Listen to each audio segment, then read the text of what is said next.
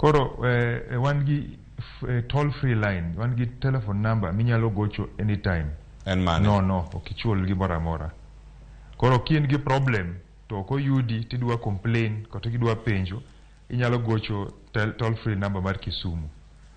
Abo nyisi na toll number no 080 0720 575.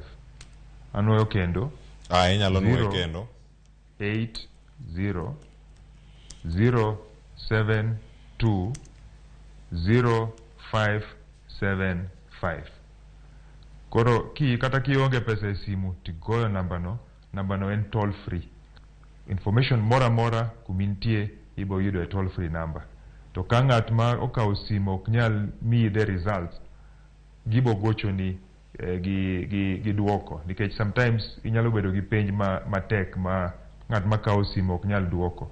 Koro kosetimo consultation to gocho ni, to it is toll free, ok ichul gimoro amora.